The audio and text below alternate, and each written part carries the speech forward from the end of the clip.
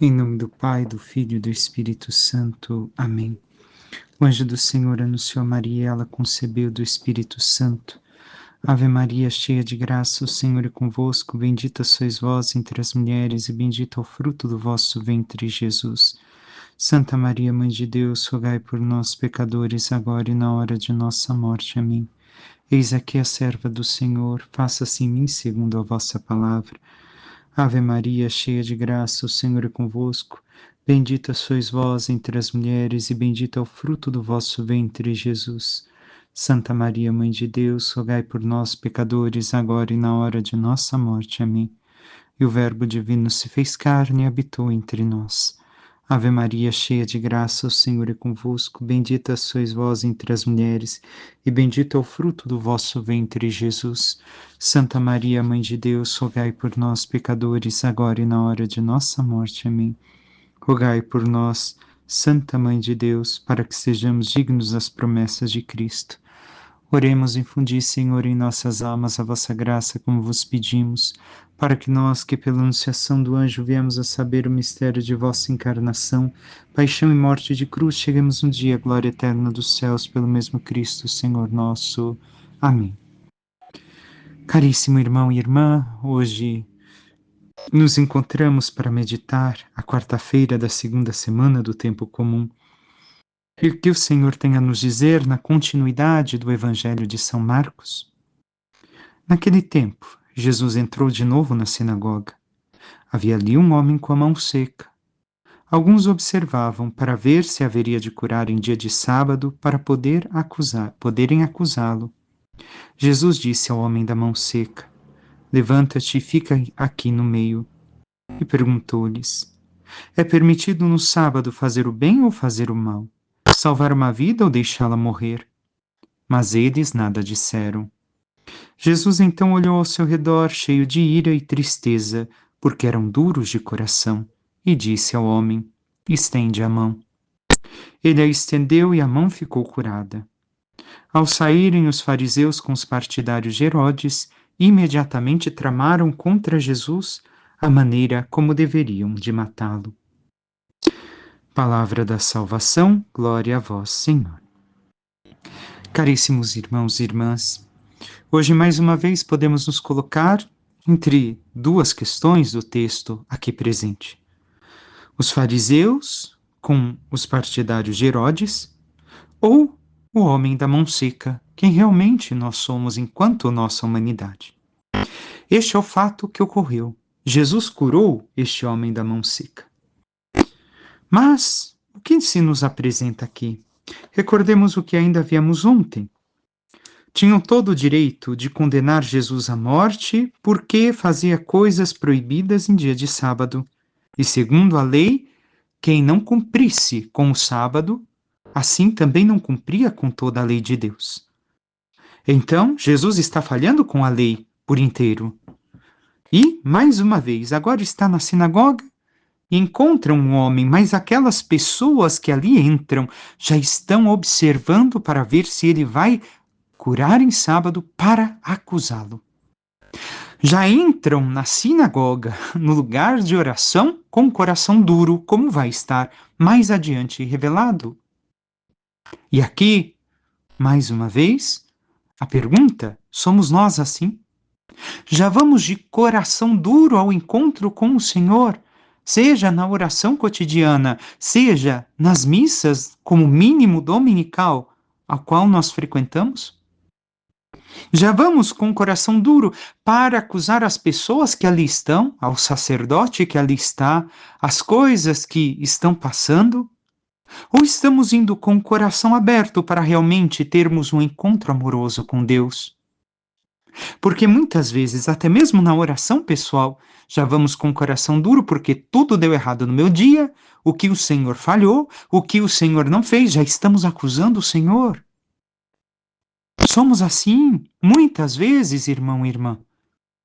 Mas devemos de compreender a partir deste texto e olhar para nós.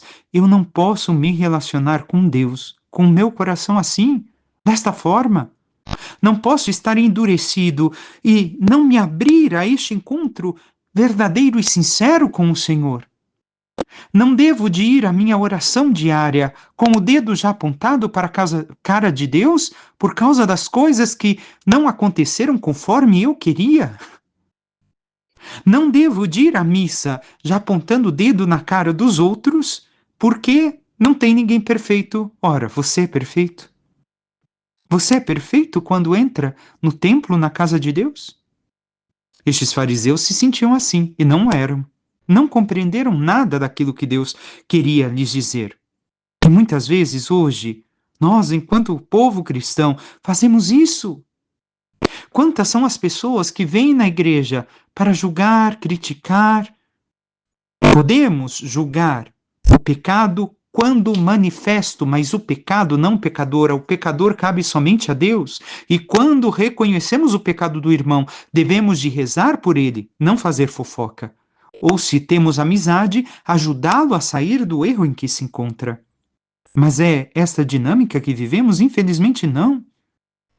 São muitos os que criticam e poucos os que rezam. E assim vemos uma primeira ação. Mal chegaram no templo de Deus, no local onde Deus habita, poderíamos assim dizer, e ali onde Deus está plenamente presente através do seu Filho, e já querem observar para acusá-lo, para condená-lo. Somos nós assim? Mais uma vez pergunto. Devemos de recordar que nós somos, sim, o homem da mão seca. Este milagre que Jesus realizou toca as nossas vidas. Jesus não teme aquilo que estão julgando dele. Ao invés de dissimular e fingir que não sabe de nada, chama o enfermo para mostrar que vai curar, sim, que vai realizar a sua obra. E a outra tradução que temos presente nos diz: então disse para eles: é lícito nos sábados fazer o bem ou o mal, salvar uma vida ou tirá-la? Mas eles se calavam. Eles se calavam? Não, nada disseram, se calaram, se silenciaram. E Jesus, o que diz ainda o texto? Olhando-os em roda com indignação, contristado pela cegueira de seus corações, disse ao homem: estende a tua mão. E ele estendeu e foi-lhe restabelecida a mão. Aqui, algumas coisas a serem observadas. Jesus o que faz é, manda estender a mão.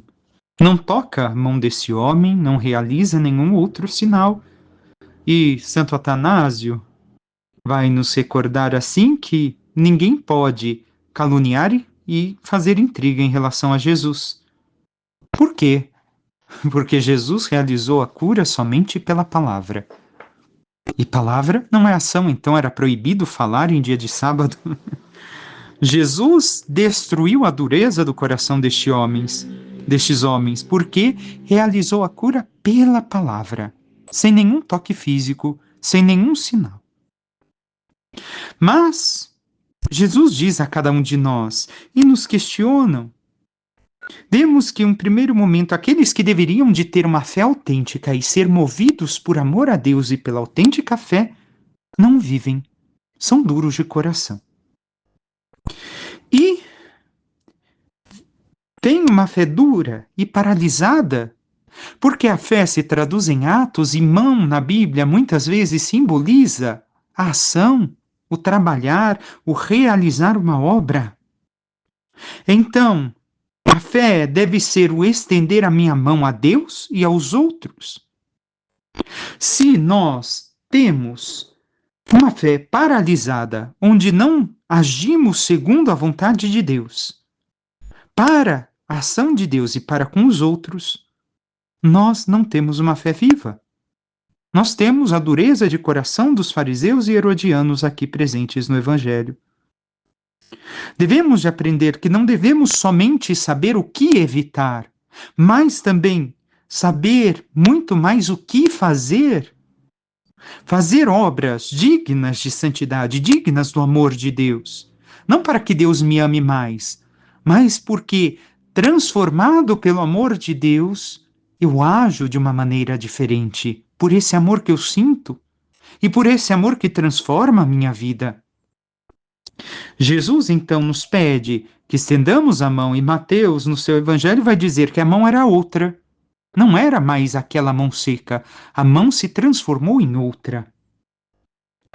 Nós temos colocado nossas ações diante de Deus, nossa vida diante de Deus, para que Ele possa realizar a sua obra salvadora e nos transformar, e permitimos assim também a nós agirmos segundo o seu coração e a sua vontade, de modo que as nossas ações sejam outras, e não mais as ações de homens que não conhecem e não vivem o amor de Deus? Ou temos permanecido duros de coração? E mais uma coisa, Jesus, ao questioná-los, o que faz? Se os fariseus respondessem que não era lícito no sábado fazer o bem, teriam dito implicitamente que podia fazer o mal no sábado, pois quase sempre deixar de praticar um bem é fazer o mal. Porque, podendo salvar a vida de outro, e a isso se recusa, é como se lhe desse a morte. Então Jesus colocou entre a parede, entre a cruz e a espada, os fariseus e herodianos, e pôde somente com a palavra realizar a sua obra, como também com a sua palavra quer realizar a obra em nossas vidas. Mas depende de nós nos colocarmos, nos levantarmos, ou seja, também sairmos da nossa inércia, sairmos do nosso comodismo, para que Cristo possa realizar a obra em nós. Sairmos da zona da morte, porque estar deitado, estar prostrado, estar parado também significa morte nas Escrituras. Nos colocarmos diante do Senhor de pé e agirmos segundo Sua vontade para sermos transformados. Mas temos permitido que o Senhor realize essa obra em cada um de nós. E mais algumas coisas devemos de ter em conta. Que Jesus já foi atacado a sua obra, assediada, poderíamos dizer, primeiro pelos demônios, depois pelos mestres da lei e pelos fariseus, ou seja, pelos homens. Os homens também questionam a forma de agir do Senhor, fazem oposição ao Senhor. Eu e você temos nos oposto à obra do Senhor em nossa vida. Porque muitas vezes queremos as graças, as bênçãos de Deus, mas não queremos a obra de Deus em nós. E também ter mais uma coisa presente diante de nós, que esta é a única vez no Evangelho que fala da indignação, o olhar de indignação que Jesus dirige a essas pessoas à sua volta. Em todos os outros momentos, Jesus tem um olhar de compaixão. Mas aqui, Jesus olhou com ira e tristeza, por causa da dureza do coração. Cuidado, com qual olhar o Senhor pode nos olhar? Com indignação porque temos o coração duro e não queremos nos abrir à sua graça e à sua obra? Ou ao seu olhar de amor, que reconhece em nós aqueles que buscam, apesar de todas as debilidades, ser realmente amados por Deus e viver no seu amor. Temos em vista, então, irmão e irmã, aquilo que o Senhor quer realizar em nós, e que possamos colocar nossas ações diante dele, para que ele as transforme, e que possamos agir segundo o coração de Deus, no amor de Deus, sentindo o seu amor por nós e a partir deste amor, agir também com amor aos nossos irmãos. E não sejamos como os fariseus e partidários de Herodes, que querem eliminar Jesus de qualquer forma. Nós podemos tentar eliminar Jesus de nossas vidas, porque não estamos de acordo com a sua forma de agir, com aquilo que ele nos pede. Passemos agora à primeira leitura, que diz a carta aos Hebreus. Avançamos um pouco mais e estamos no capítulo 7. Irmãos, Melquisedeque, rei de Salém, sacerdote de Deus Altíssimo, saiu ao encontro de Abraão quando esse regressava do combate contra os reis e o abençoou. Foi a ele que Abraão entregou o dízimo de tudo, e seu nome significa, em primeiro lugar, Rei de Justiça, e depois Rei de Salém, o que quer dizer Rei da Paz. Sem pai, sem mãe, sem genealogia, sem início de dias nem fim de vida. É assim que ele se assemelha ao Filho de Deus e permanece sacerdote para sempre. Aqui, nesses primeiros versículos, são vários tópicos a estarem presentes diante de nossos olhos. Compreendemos o que significa o nome de Melquisedeque, compreendemos de onde ele é rei e que significa rei da paz, e por isso se encontra com o Senhor. Mas o que é Salém, esta cidade? Shalom, a cidade da paz, da plenitude de vida, como bem sabemos. Mas esta mesma cidade por onde passou Abraão, Salém, é Jerusalém. Aqui está Jerusalém, onde os descendentes de Abraão iriam habitar. E Jesus é o Rei da paz, o Príncipe da paz. Então, não toca mais a nós a Jerusalém terrestre, mas como nos ensina o Apocalipse, a Jerusalém celeste. A cidade celeste da paz, onde a Trindade reina e nós também devemos de reinar. E Abraão entregou o dízimo de tudo a este rei que não conhecemos, e por isso mostra a carta aos Hebreus que Jesus é sacerdote segundo esta ordem de Melquisedeque, não dos levitas, mostrando a grandiosidade, porque Abraão não ia oferecer o dízimo de suas coisas a um pleno desconhecido que não servisse ao Deus que ele serviu. E encerra a leitura de hoje nos dizendo: isto se torna ainda mais evidente quando surge um outro sacerdote semelhante a Melquisedeque, não em virtude de uma prescrição de ordem carnal, mas segundo a força de uma vida imperecível. Pois diz o testemunho: tu és sacerdote para sempre na ordem de Melquisedeque. Vemos assim que em Jesus está o verdadeiro sacerdócio, da qual também nós, sacerdotes ordenados, participamos, onde oferecemos aquele único sacrifício de Cristo no altar. Somos levados a viver aquele momento crucial da entrega do Senhor e apresentamos ao Pai o sacrifício do seu Filho amado nas espécies do pão e do vinho. E aqui está mais uma coisa da diferença do sacerdócio de Cristo, segundo a ordem de Melquisedeque, com o sacerdócio dos levitas. Enquanto Cristo se ofereceu de uma vez por todas ao Pai, oferecendo seu corpo, sangue, alma e divindade, assim realizando tudo o que estava na sombra dos animais ofertados na antiga aliança, recordemos que Jesus, para recordar a sua paixão, ofereceu em memória o pão e o vinho consagrados, assim como Melquisedeque, que ofereceu pão e vinho ao Senhor, Deus dos céus. Então vemos em tudo Jesus em continuidade com aquelas promessas já reveladas no Antigo Testamento de que iriam acontecer na manifestação dos tempos do Messias. Agora Deus se fez presente e ofereceu-se por cada um de nós. Nasceu como nós, igual a nós em tudo, exceto no pecado. E ofereceu-se como vítima para a expiação dos nossos pecados, para que por meio da sua morte, como nos diz São Paulo, nós pudéssemos ter a vida eterna. Que possamos assim também nós, irmão e irmã, viver o nosso sacerdócio batismal, oferecendo ao Senhor não mais animais, não mais sacrifícios, mas a nossa própria vida, ofertando a nossa vida, morrendo a cada dia para nós mesmos, para que Deus viva em nós, para que a vida da graça seja tudo em nós, e assim possamos um dia nós participarmos da vida que o Senhor conquistou para nós.